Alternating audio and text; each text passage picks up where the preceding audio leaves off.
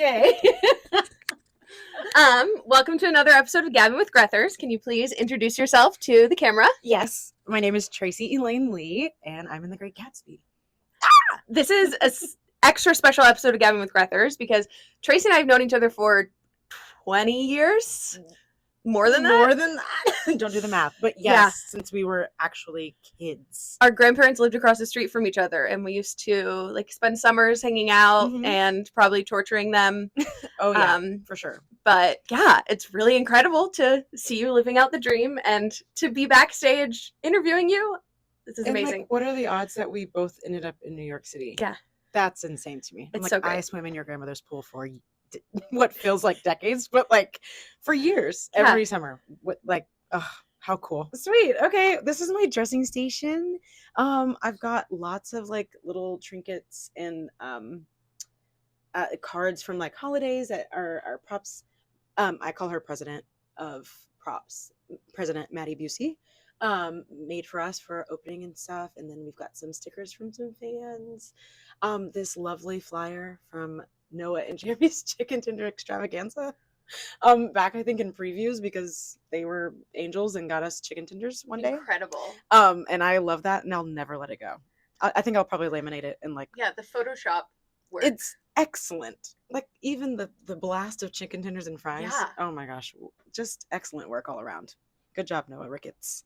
But yeah, lots of other pictures from shows past, from shows present. This is us in my Shucks dressing room. These are my friends from the Ain't Too Proud tour here. This is my little sister. But yeah, other memories, I went to one of my longtime friends' baby showers, and I was like, I'm printing that out. I want to keep that up here. We've got this, which I love. Peanut, as we call her, and Pracken. They are engaged. They got us that for opening. But I just like to keep friendly faces and people I love on my station all the time, and I change them out all the time. I rearrange them all the time. We got these playing card or trading cards from fans, from a wonderful fan. I believe her name is Sam. And they're all different. We all got little different bunches, and we've traded around. So these are the ones I have right now: a Dariana, a Katie Weber, come on, vintage, Mariah and Jazz, which I love. Are they hilarious? They're almost holographic. They're right, the shiny of it all. That's incredible. It's awesome, and I love that. They just give us so much love. Our Gatsby, our old sports as we call them. Oh, such a good name. Such great, amazing. And speaking of our old sports, the bracelet game is unmatched. I just freaking love them, and it's so sweet. I got this rabbit actually also. A Daisy rabbit. What? Somebody made that? Someone made this and gave it to me at the stage door. They also make the tiny little playbills? Yes, someone makes tiny little playbills. I'll have to actually find their name because I also have a shucked one. And I was like, how perfect. I'm bringing this. That's so cute. And I was like, this is amazing. And I don't think I've met them in person. Oh my gosh, there's even stuff inside. Yes, it's the full playbill. Look at this. It's the full thing. How does it even print that small? I have no idea. Now, I can't spell check it, but those are our faces in there. Whoa. That is insane, right? That's so cool. I love them so much. So we keep our little trinkets here. This is shared with me and Mariah. We've got little babies, Carissa Guerin is our resident toy collector unofficially. And so she gave me this one's corn, so naturally she gave that to me. Makes sense. Little New York one, little Smeeskies. Is this why you're looking for a Labubu to add? I love a Labubu. I love a Labubu. I hope that's on the record. I just think those little monsters are so cute. But yeah, this is my station. I just bought this literally yesterday. Oh, it's so cute. Speaking of our grandparents, this is my grandmother's elephant. Oh. And I bring it all the time. I keep my earrings on it. This was also from my grandparents had two of these. They're the exact same, and my grandfather had one, and my grandmother had one. So I have them both, and one's here and one's at home. That's so sweet, though. Yeah, I was I just love to. They're just my favorite people to ever have lived. So I just like to keep them close. And these skeletons, I love skeletons. I love them. I just think and when they do funny things, I love them even more. So It's not that I'm dead inside. It's just that I really love skeletons. Do you have an artist who you think would make a great jukebox musical? Oh, wow. That's a good question. I did not expect that. Okay. An artist that I think would make, oh, well, I think it's already in the works, but I definitely would love a Prince musical. Oh, but you know what? I also think a Stevie Wonder. Yes. Like Songs in the Key of Life is such an iconic album. I've talked about this literally with my friend Brett, who's in plenty of these pictures on my station. And maybe I'm like saying his idea out loud, but I think that a Stevie Wonder musical would be incredible. Incredible music. And Oh my also, gosh. I think one of the things that makes a good key jukebox musical is like an artist who has a big foundation and of a following. And Yeah.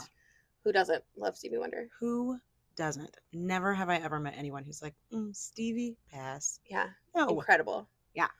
Incredible. Now, any movies or books or TV shows you think should be set on stage? Oh my gosh. Okay, my favorite book ever is called American Dirt. It is so sad, but it is so good. And I've never openly wept at a book before. Oh, if that was on stage, it would literally rip out people's hearts. But live and in person on stage. I think that's what good art does. Good art makes you cry. Yeah, and I go back to it all the time. I like think about that book and I'm like my mom will call me and be like, "Are you okay?" And I'm like, I was just thinking about American Dirt. She's like, please, I can't think about it, because we both read it. Oh gosh, that was a great read. Oh, I would love Miss Congeniality to be a musical. That would be so fun. It's my favorite movie of all time. Of actual all time. Oh gosh. I think that would be so fun. Yes. And to like be dressed up like the Statue of Liberty. Yeah. My one that I legitimately want, and my brother Philip and I tried to do it once, was Ghostbusters, the musical. We tried to write it when we were like teenagers and did not do a good job. Okay. But maybe now, if there's anyone who wants to produce either of these, any of these, yeah, we can make it happen. We can make some storyboards. Yeah. What's it like being in a show where everyone knows the story and already knows the characters? It's so interesting because I feel like that my answer to that is probably morphed over the last year and some change since we've opened. And I think that I was in the group of people that was like, The Great Gatsby, I had to read that in school. Like, I think I was probably one of those people that was like, okay, here, let's go into the audition. And I mean, knowing Jason's music and Bruni's direction and Dominique's choreography, like trifecta.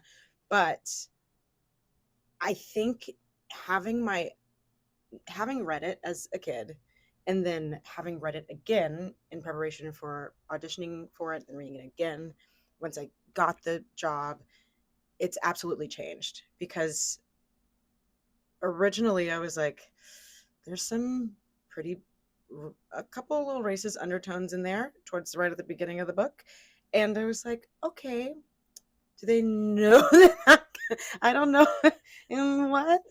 How do I like really fit into the story and like how I cover and things like that? But of course, the script for our musical doesn't touch on any of those undertones. But to be in it and to give it new life and to give it a soundtrack and to give it, this life and a heartbeat in a different way than the movies do and the book does is really exciting. And it's cool to see school groups come who have read it or are reading it and have them experience this version. I feel like if I had experienced a musical version of The Great Gatsby before I read it, I'd be like, oh yeah, I love Gatsby, but definitely. Like reading it was such a different experience than seeing it. Yeah, I feel like musicals make you appreciate and understand a story more. Like I remember in elementary school trying to check out Les Mis the book, like the classic novel, to read it because I loved the musical. And then I was like, what is this? I am 12. I can't read this. Like this is too difficult of a book. Yeah. And I ignored it instantly. But I loved the musical, so I thought surely I can love the book. And so I'm assuming there's other people also who pretended to read the book or completely forgot about it. That when my mom came, she like didn't remember the plot. And she was one of the people, so many people gasp when he dies. Oh, so many. And it's like, that is like one of the main plot points. Oh, like yeah. mainly the only thing I remembered from the book the first time I read it. Yes. I remember Myrtle, and I remember, yeah, I mean, yeah. Myrtle's so sad. So sad. But I remember that, and I was like, so to hear people gasp, it's so funny, like, depending on where you are or where I am in my own track or like what your track does in the show, it's like, they didn't read the book. I'm like, didn't finish it, huh? It's like we giggle because we hear it every day, but yeah, people forget, or people they get caught up in it. Yeah. It's also, I mean, things like that happen with other stories because they have the Hadestown gasp where people will like gasp when he turns around, and it's like they literally tell you at the beginning of that show, like, it's gonna happen, we know it's gonna happen, but we have hope that it won't, and then he turns around and people gasp, and you're like, you guys. So I guess maybe it just, you listening? You're so captivated, you're in the story, and then and there's something to, like, if you've only read the book, there's something to seeing it happen in front of you. And I must say, this show is so visual. Yes. It's like absolutely a treat, a feast for the eyes. The number of props.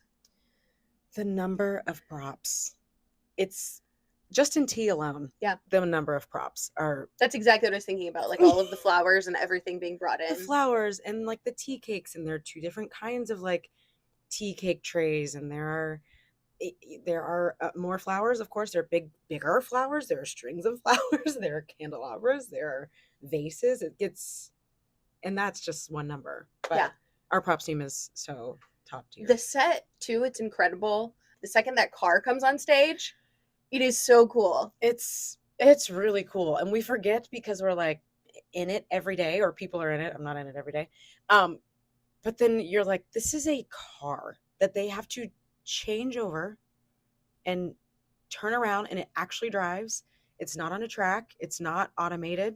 Somebody has their foot on the gas. Has anything ever gone wrong with the car? Yes. Yes, because that's the magic of live theater. Yes.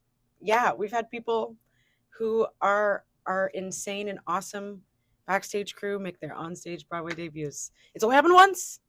Knock on wood. It won't happen again for their sakes because they were so panicked. But yeah, but they made it happen. And we just like to think that the audience was like, okay, like obviously something is wrong and it's cool. It's fine. Yeah.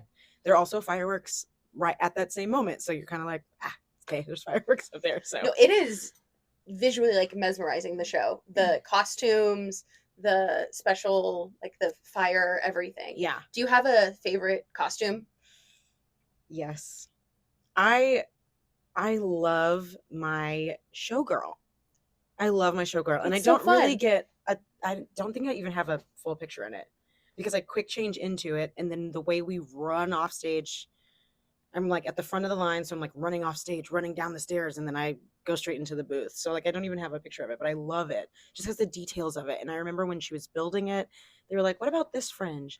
Oh, I like this fringe on top of this color, not the other way around." And like to watch them build these Tony Award winning costumes, which is so cool, was such a treat. I also love, sorry, I'm pointing. No, you're good. I can't see it. But I love that Lottie Daw dress. I love the Lottie Daw dresses in general. Those are so fun. So fun. And they were like, what do you think about this? And they were like collaborative about it. They're like, we really want this to appear like it's like a little see-through, but it has the design on it. And I love the colors of it and how the Gildettes pop in their blue, and I love it. It's beautiful. One of the only numbers that most of the entire cast is on stage, I think, except the Wilsons. Okay. Well, yeah, because Wilshheim comes in, so it's just the Wilsons that are on stage. Sorry, Wilsons.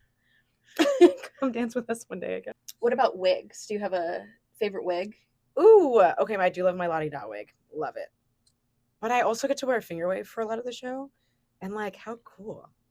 Like, it's such a cool so style. Timeless of the era, and Michael is a master with the finger wave.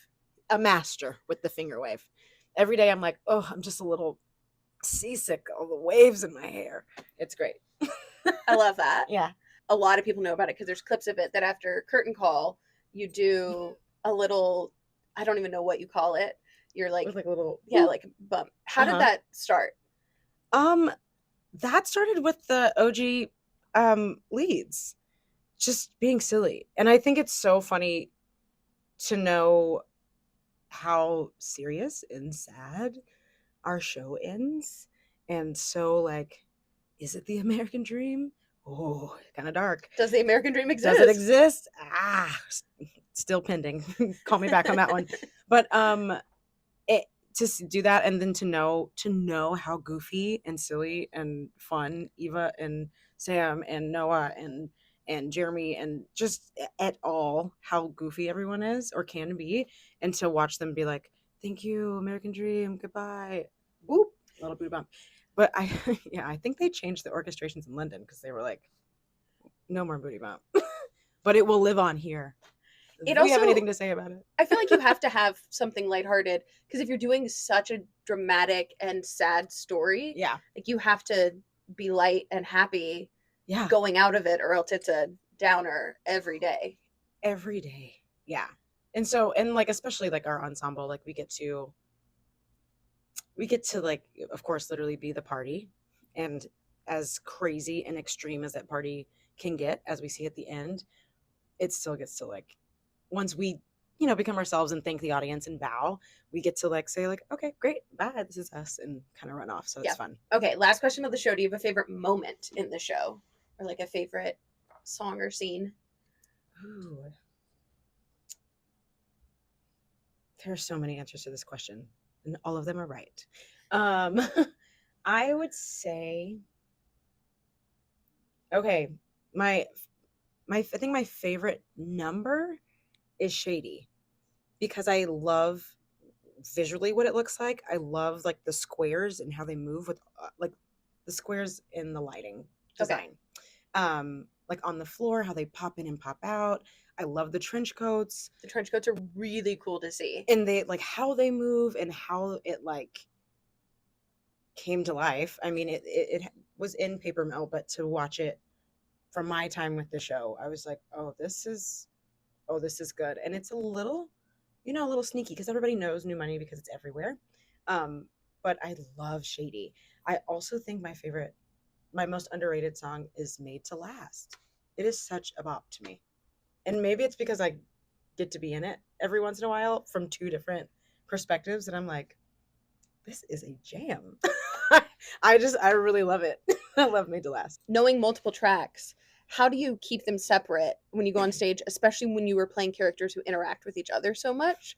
How do you make sure you remember which track is which? It's anyone's guess. No, I think a lot of things have prepped me for this job, like covering two leads that interact with each other so much. And I think my dance captain brain and then my swing brain, which I've added on to the list of things that I've done in this career, have really played into that. There's something about like, okay, if I'm facing this way and I'm staring at Daisy, I know I must be Jordan. But sometimes it's not enough. So every day that I know that I'm on my train ride down, I have recordings on my phone that I have every other line, like all the other characters' lines recorded with space for, let's say, the Jordan lines in there. And so I speed that recording up and I can get through the whole show in about 20 minutes. So I hit go and I'm like, like, okay, I'm getting ready to leave the house, and I'm playing it out loud so I can say every line before I say it in front of 1,400 strangers. And then I have to trust, like, okay, I have to just listen. Like, I don't really have the luxury of autopilot as a cover, even though I've done both of those tracks a good amount of times. But I think the trick is to rehearse them separately. Can't learn them both at the same time. And to remember that they're two different people. And what is true for one in this show, in this instance, is definitely not true for the other. They are so night and day different. They come with their own postures. How they walk into a room is very different. So understanding their physicality really helps me. to be like, this is clearly I am Daisy, whether I'm, something doesn't come in right, or somebody has to push the car on, or something crazy happens, or the lights don't come up, or something like that. Then I'm like, okay, well, I know that I'm wearing pants today, so I must be Jordan. Or like, haven't put on pants yet, so I must be Daisy. So keeping as much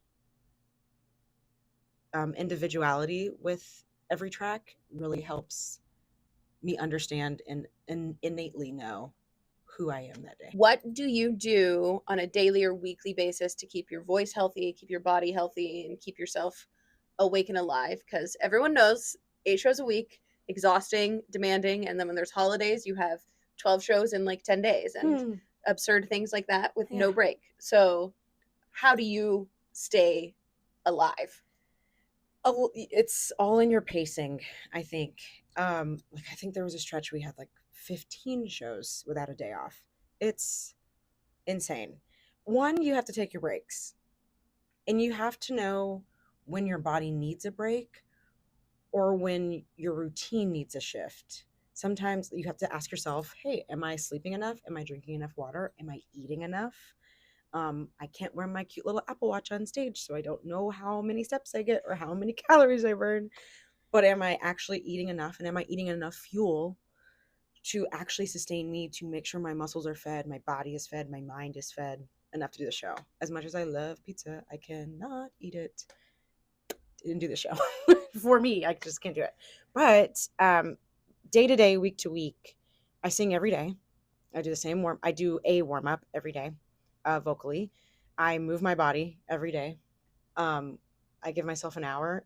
That's routine I started with myself on my first tour. I was like, you know what? I've got to do something for myself every day, because the demand of the job is so great that I'm like, I need to like have an hour to myself to like move my body. And if that's like taking a Zumba class, great. If that's taking a walk with my dog, even better.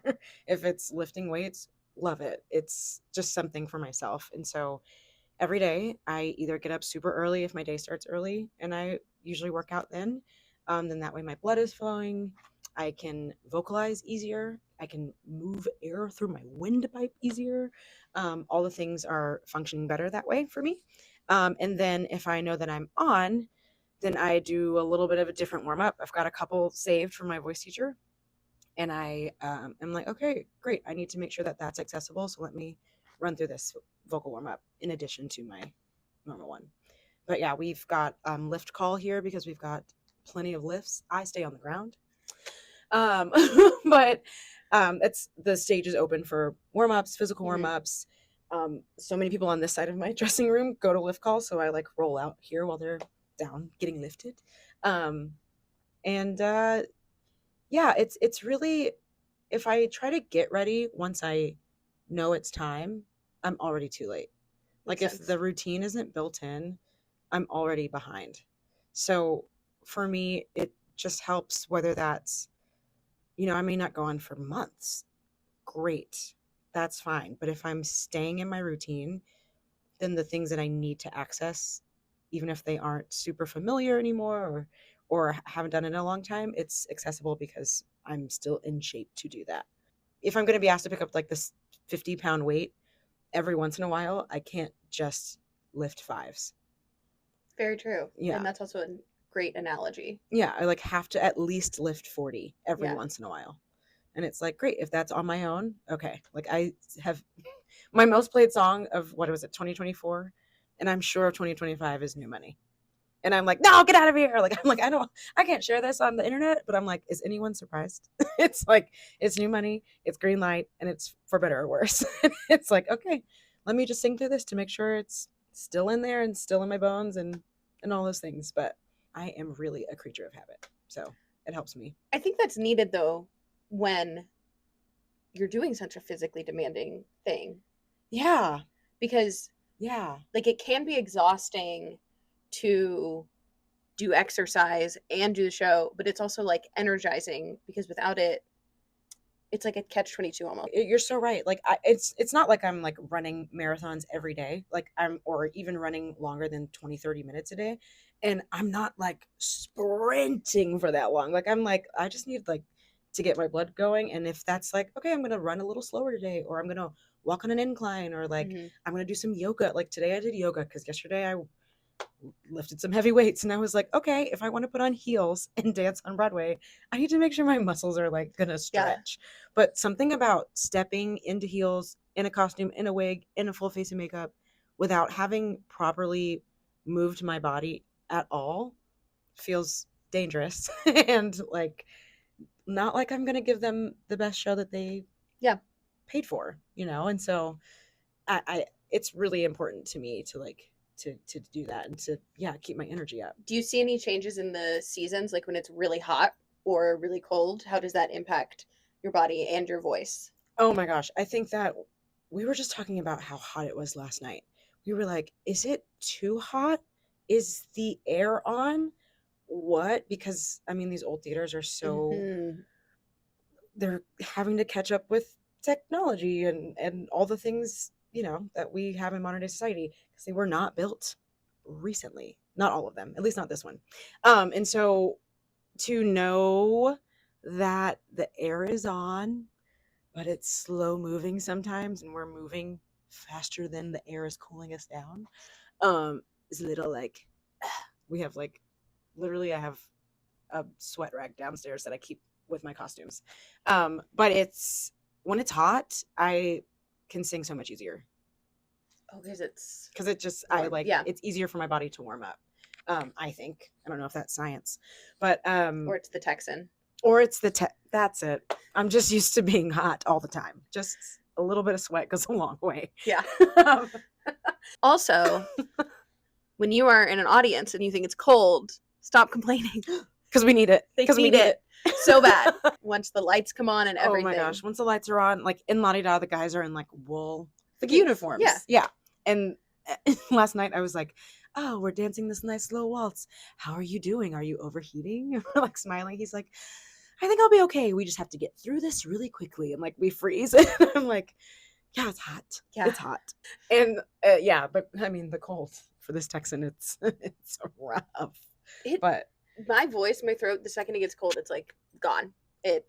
Yes. Post-nasal drip, everything. Oh, the post-nasal drip is terrible. I have a nebulizer that I like will use before I sing, but like, and like at night at home, I'll like steam before I go to bed or like warm down in the shower. But even still, I'm like, it is so cold. Like I have to, like my warm up is even more important in the winter. Yeah. Because like walking from the train here could be.